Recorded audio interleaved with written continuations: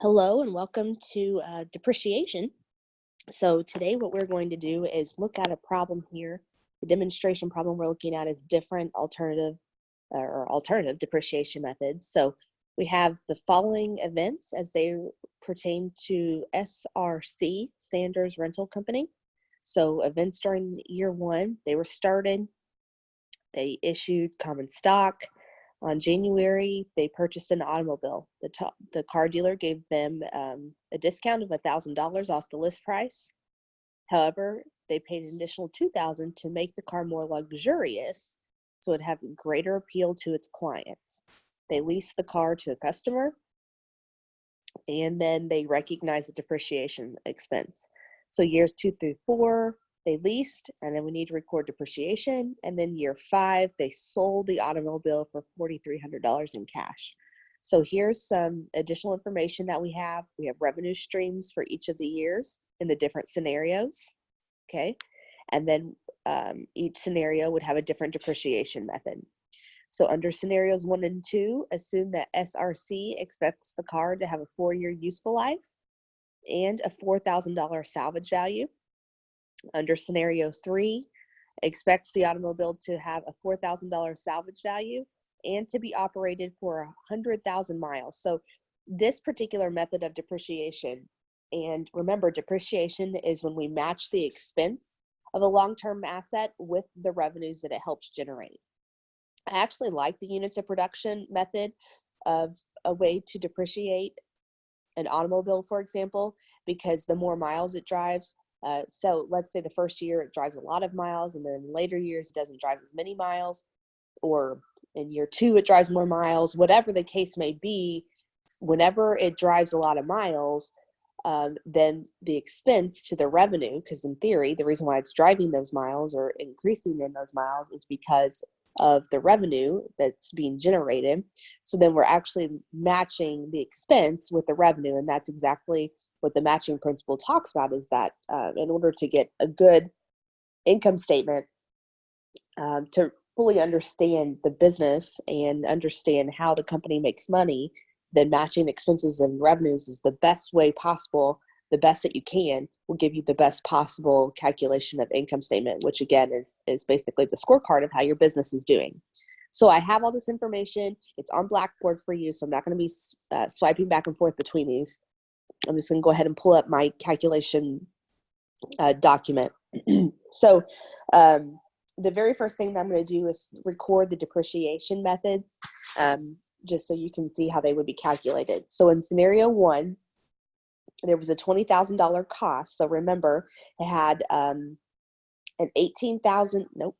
had a $19,000 sticker price or list price. They received a cash discount of $18,000, but they had to pay a $2,000 to equip the car. So 18 plus 2 is $20,000 cost.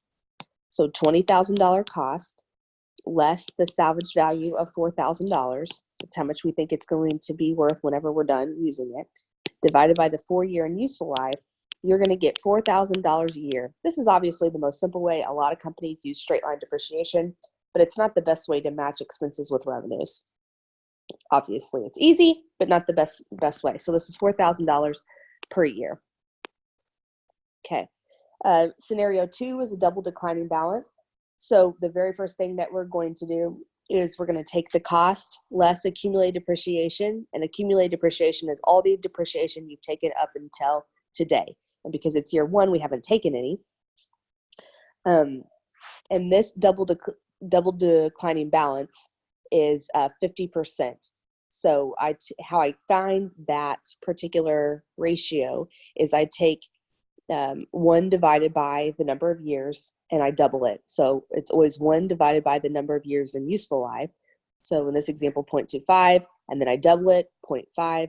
So 20,000 less 0. I'm going to take $10,000 that very first year. That's a lot of depreciation the first year. As you can see, compared to straight line balance, that's quite a bit more. So $6,000 more in expenses would decrease your net income by $6,000, which may or may be what you're wanting to do. If that's what you're wanting to do to decrease your tax bill, then that's fine. But just keep that in mind whenever you're making these decisions as a business owner or as a manager in the business, this is why accounting is important for all business majors, not just necessarily the accountants, because this can affect your financial statements. So the second year, we're going to take, again, the cost less the accumulated depreciation. So $20K less the accumulated depreciation is 1 year, $10K times, again, that 50%. And then you're going to get, again, $5,000 of depreciation.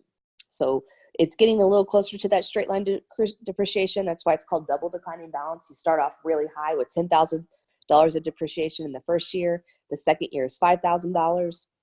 But again, when you're looking at straight line, it is $4,000 no matter what year you're looking at. All right, year 3, you take the cost again, $20,000 less accumulated depreciation, $10,000 plus $5,000 or $15,000 times that 50%, and you would get $2,500. Now the problem is at this point, $2,500 would take you below the salvage value. So you cannot depreciate more than $20K less the salvage value, $4K or $16,000. You can't depreciate below that. So if you were to take $10,000 plus $15,000 or $5,000 plus the $25,000, that would depreciate you below the salvage value. You can't have that. So in order to get us there, it's $1,000 of this that I would need to take, because remember, $10,000 plus $5,000 is $15,000. I can't take the full $2,500. It would depreciate me below the salvage value. So to get me there, there's a $1,000 difference. And so that's how I calculate the depreciation for that final third year. And then in year 4, depreciation is 0. You've taken it all. You can't depreciate it past the salvage value. That one's probably the most difficult one. You might want to stop rewinding and go through that one again. All right, so units of production method, what we do is we, again, take the depreciation that cost $20,000 less the salvage value of $4,000, and you divide it by the number of miles that you think that it's going to drive. So you're going to depreciate it by 16 cents per mile. Now, the 100,000 miles came from each year. In year 1, it said it was going to be lent out for 30,000 miles. Year 2 was 10,000 miles. Year 3 was 40,000 miles. And year 4 was 25,000 miles. So you add all of that up, and that's where the 100,000 miles comes from, okay? So each year, you take the number of miles times what you've calculated, 16 cents per mile. You're going to have depreciation the first year, $4,800 per mile. So you can see the first year here, and I'll highlight them. Year 1 would be $4,000. Year 1 would be $10,000, and year 1 would be $48,000. So it just depends on which method that you're looking at. Year 2 again would be $4,000. Year 2 would be $5,000, and year 2 under this method would be $1,600. So that's completely different. So each time you're looking at how depreciation, each time you buy an asset, you're going to look and see how depreciation would affect your financial statements. 1, 2, 3, 4.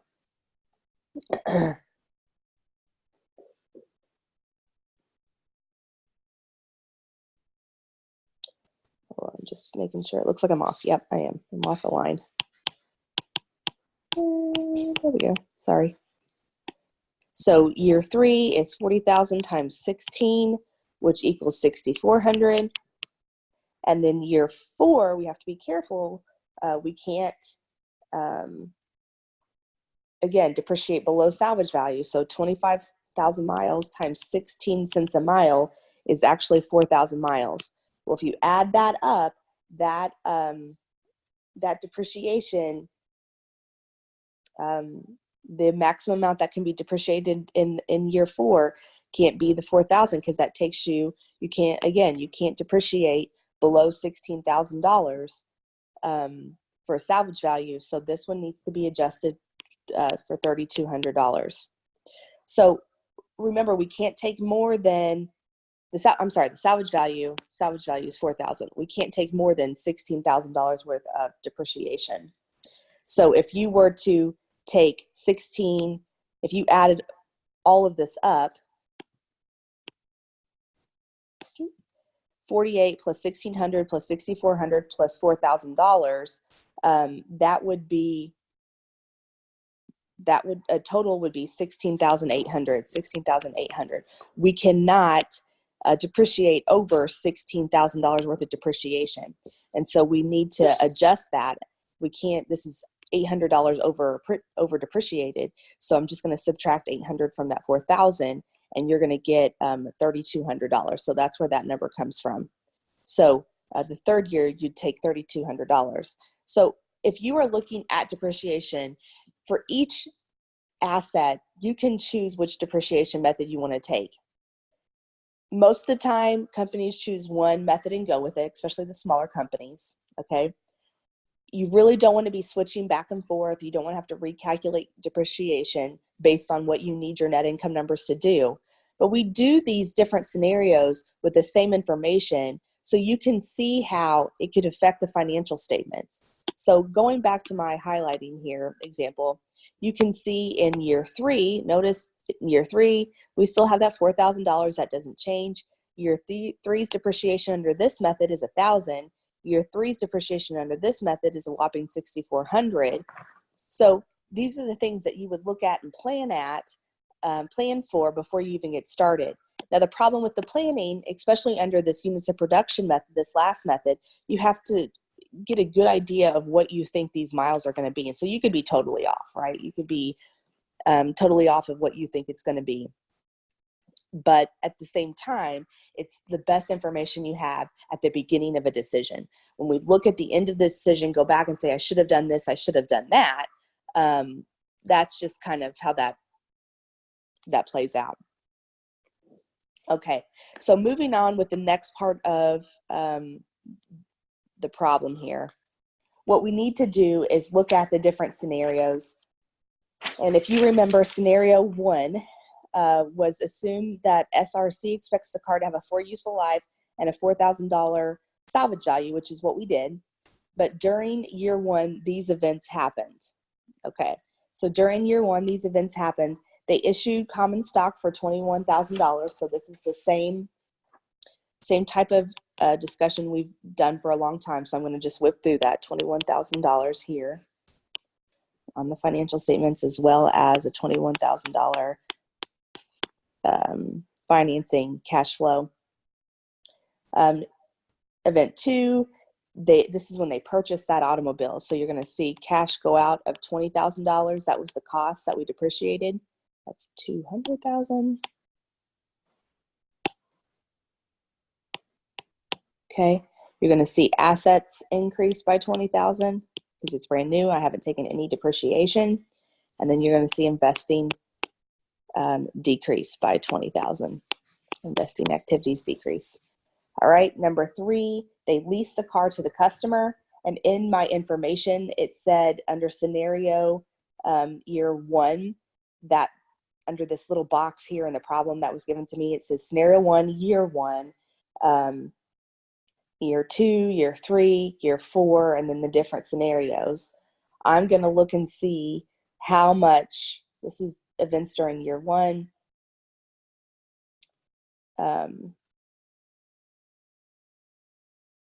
Hold on just a second here. I want to make sure I have the right information before I move on.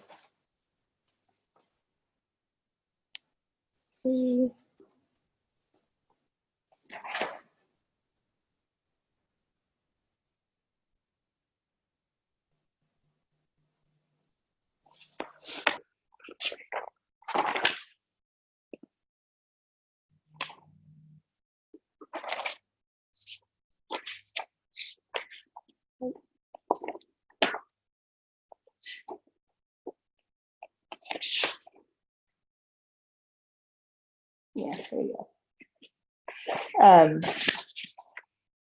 Sorry, I just want to make sure I have the right information. 7,200 was an increase for the amount of revenue. Retained earnings was 7,200. We're just going to go ahead and assume that they paid in cash. 7,200 would increase the revenue. So you'd see 7,200 over here, and then 7,200 under operating activities. Okay.